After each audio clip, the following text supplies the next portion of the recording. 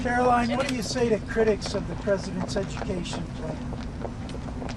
Where was their criticism of our nation's failing test scores for the last several decades? The Department of Education was founded in the 1970s, and since then we have spent more than $3 trillion at this federal bureaucracy. What has been the return on that investment for the American taxpayer?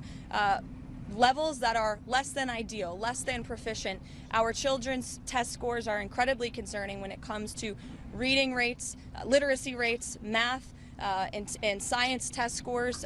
The numbers prove that, and the president is finally, this president is finally taking much needed action to return education to where it belongs, and that's to educators closest to students in their classrooms in their respective states. We're going to have a great event here later at 4 o'clock.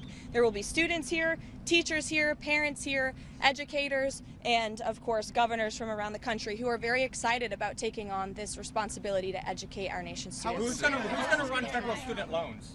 So the Department of Education will be much smaller than it is today. As you know, the president's executive order directed Linda McMahon to greatly minimize the agency. So when it comes to student loans and Pell Grants, those will still be run out of the Department of Education, but we don't need to be spending more than $3 trillion over the course of a few decades on a department that's clearly failing in its initial intention to educate our students. So is the federal government going to be going to spending be less? much smaller than it is? Is it not going to be shut down completely? And then I have a second question. As I said, Pell Grants and student loans will still be run out of the department in Washington, D.C., but the great responsibility of educating our nation's students will return to the states. And the Department of Education plays a critical role in enforcing civil rights laws that prohibit discrimination.